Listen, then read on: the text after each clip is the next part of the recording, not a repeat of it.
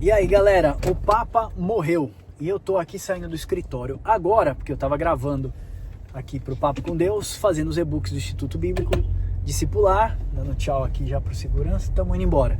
Vamos lá, o Papa morreu, como é que fica a história agora? Max, como é que fica a história agora?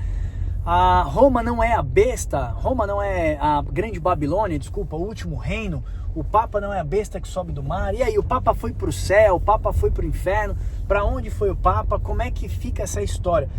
Meus irmãos, alguns protestantes ainda têm essa infantilidade de ficar pensando quem foi para o céu, quem foi para o inferno. Primeira coisa que eu quero falar nesse vídeo, antes de falar da besta da terra, a besta do mar, se a gente falar de escatologia bíblica, meus irmãos, respeite a dor das pessoas. Era hora da igreja evangélica cristã, de cristãos maduros, estarem orando pela família do Papa, estarem orando pelas pessoas que amam aquele homem, que tem aquele homem como um líder religioso da sua religião. Primeira coisa, cabe a Deus o julgamento. A Bíblia fala que todo aquele que invocar o Senhor será salvo.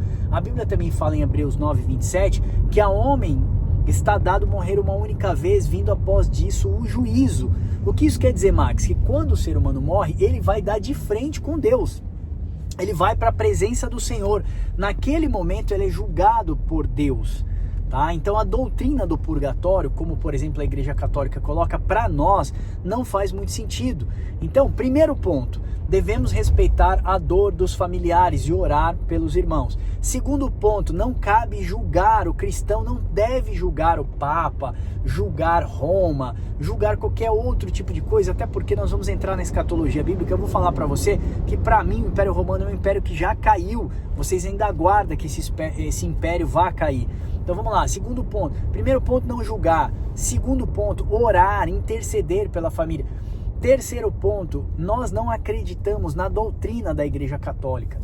Tá? Então não quer dizer porque eu não acredito na doutrina da Igreja Católica é que as pessoas que são católicas vão para o inferno. Não existe isso, meu irmão. Eu não posso afirmar com certeza quem vai para o céu, quem vai para o inferno. Quem faz isso e está incumbido a isso é Deus. Nós devemos mostrar o caminho à verdade. Simplesmente isso, para que ela possa receber a vida do Senhor, ok? Então nós não concordamos com os dogmas da Igreja Católica, principalmente o dogma do purgatório.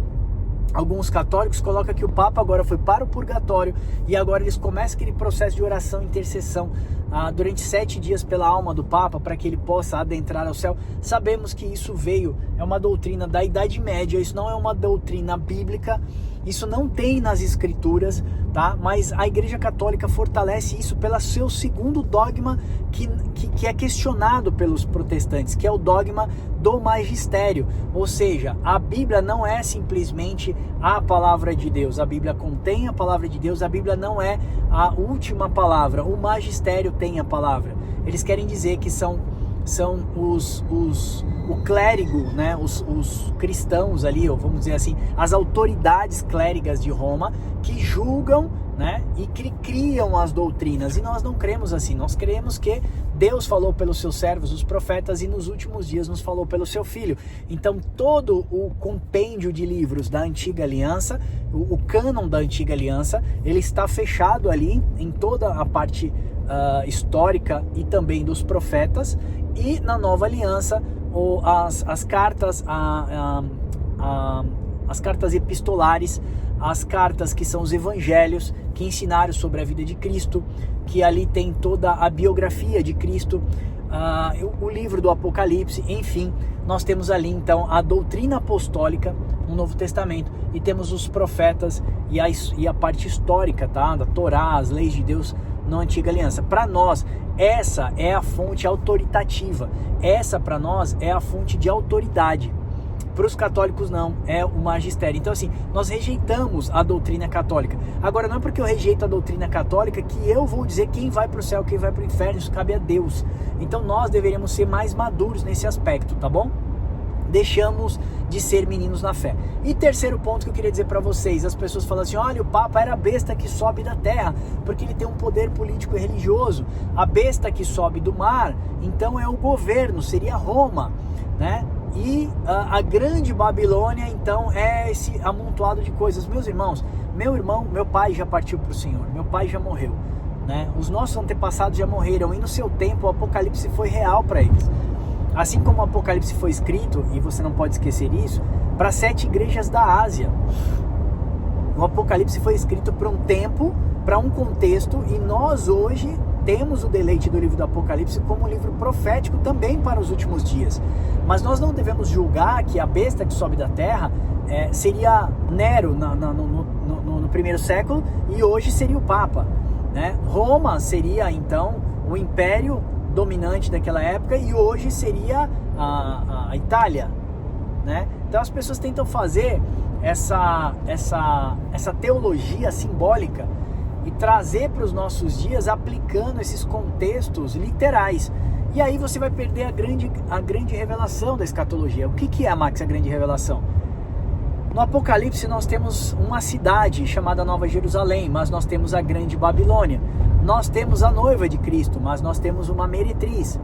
Nós temos os cristãos, o povo de Deus, e nós temos o povo do anticristo, o anticristo. Nós temos Jesus e nós temos o falso profeta. E assim nós vemos essa dualidade no Apocalipse.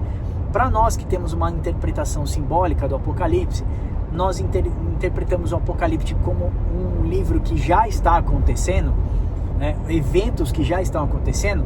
Eu posso dizer para você que na época do meu pai, quando ele faleceu, a besta da terra já estava ali, a besta do mar já estava ali, a grande Babilônia já estava ali. E meu pai partiu para o Senhor. Na época do primeiro século também, a besta da terra estava ali, que era Nero, a besta do mar era o reinado, né? E o sistema anticristão já estava ali, ideologizado ali, né? Essa ideologia. Então, nos nossos dias, nós também vemos a mesma coisa. Nós vemos um anticristianismo, nós vemos uma grande ideologia, nós vemos a grande Babilônia, que tem um cálice de tontear, que embriaga todos os moradores da terra, convidando eu e você para se ir andar com ela todas as vezes, essa grande meretriz, tentando desviar o povo santo do seu foco. Mas nós temos focado na Nova Jerusalém. Max, o que você quer dizer com isso? Que se você fica esperando um reino, um homem, para você fundamentar a sua escatologia bíblica, você está errando. Porque você sempre vai se basear no próxima notícia de jornal, próxima guerra que acontecer, o próximo evento que acontecer. Então sua escatologia ela vai ser uma escatologia literal. Então ela sempre vai jogar a escatologia para o futuro. E como nós aprendemos com um grande teólogo, ele sempre diz o seguinte, me falhou o nome dele agora. O que é o Apocalipse? O Apocalipse é o futuro entrando no presente. Então eu trago para os meus dias que a grande meretriz ali, que tem um cálice de tontear, ela é um sistema babilônico que tenta me levar para o mundo de novo, que tenta me seduzir todos os dias. Que o anticristo é um sistema anticristão, seja ele político, filosófico, ideológico, seja ele liberal, ele tenta me tragar todos os dias, ele tenta destruir a fé que está em mim todos os dias e a esperança que eu trago no meu coração, sabe? Então assim, se eu ficar fazendo uma teologia simplesmente literal, então eu vou aguardar o próximo Papa, eu vou aguardar o próximo reino. Veja, vivemos um mundo tão globalizado, como é que eu posso dizer que vai surgir um grande reino?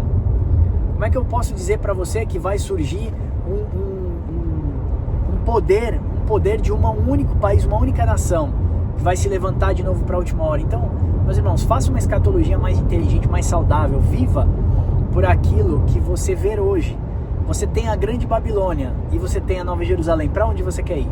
Você tem a noiva de Cristo, que é a igreja, servir na igreja, cuidar dos pobres, viúvas, necessitados, fazer boa teologia gratuita, como nós fazemos aqui no Papo com Deus, cuidarmos uns dos outros.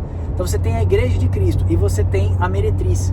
Você tem a falsa igreja, a igreja coach, a igreja da prosperidade, egoísta, a igreja que vai focar sempre nas suas realizações, nos seus desejos. Veja, que vai fazer você adorar o seu próprio ventre. Que foi isso que a serpente falou para Eva: olha, você pode ser como Deus, você pode ser como Ele, que tal? Então, faça a sua escatologia inteligente hoje, faça uma escatologia saudável hoje. Ore pelaquela família que perdeu o seu ente querido. Ore por essas pessoas dessa religião, para que eles possam conhecer também a luz de Cristo, através de uma hermenêutica saudável, de uma interpretação bíblica saudável. Conhecer que o purgatório não existe E não adianta você ir lá e falar, olha, o purgatório não existe, colocar o dedo no nariz. Não é assim que você ensina uma pessoa que está no engano. Você precisa trazer a verdade para que ela possa comparar a verdade com a mentira que ela ouve hoje. Nós fizemos um e-book chamado O Nascimento do Purgatório. E pegamos ali um historiador, um historicista chamado Jacques Lecouf, em que ele vai mostrar da onde se originou a doutrina do purgatório. Veio algumas ideias lá do século III, do século IV. E aí um papa lá no século XI foi lá e instituiu a doutrina do purgatório. Então traga ali os princípios, da onde se originou, traga a inerrância, a suficiência das escrituras, para que a pessoa não conteste a veracidade das escrituras, para se apegar ao magistério, né? Ou seja, ao ensinamento de homens que estão fadados aos erros, mas se apegue nas escrituras, onde tem a suficiência das escrituras. É sobre isso esse vídeo, eu gostaria de falar um pouquinho isso com você. Seja um cristão mais maduro, nós vamos ser mais meninos na fé. Vamos parar com esse negócio de julgar os nossos irmãos, de julgar outras religiões, mas tenhamos aí a sabedoria de mostrar para eles as escrituras, a verdade das escrituras bíblicas, mostrar para eles, na verdade, através do testemunho de vida primeiramente, aquilo que Cristo fez em nossas vidas, para que Deus possa fazer na vida deles também, ok? Eu acho que essa é a lição para os nossos dias. O Papa morreu, e daí? E daí? Outro Papa vai se levantar. O Império Romano caiu, e daí? Ele já caiu, já se levantou outros, e hoje nós vivemos um mundo globalizado. As pessoas falam assim, olha, a América vai cair, a China vai se levantar, e eu digo para você, e daí? Como está a sua vida com Deus? O que nós devemos aprender, tirar de lição disso? Que para morrer, basta estarmos vivos. Ou seja, Deus nos chama ao arrependimento ainda hoje. Tá? Estou escrevendo um livro chamado Antes que a Graça Termine. Então, antes que você feche seus olhos, você ainda tem a oportunidade de se arrepender e abraçar a graça de Cristo, que nos chama todos os dias. Amém? Espero que esse vídeo encontre consolo e conforto no seu coração para tirar essas especulações, porque a internet vai chover de especulações bíblicas, especulações teológicas, na verdade, mas nada bíblico. E cuidado com essa teologia de jornal. Amém? Espero que esse vídeo tenha te abençoado e aguardo você no próximo. Deus abençoe você e até o próximo Papo com Deus.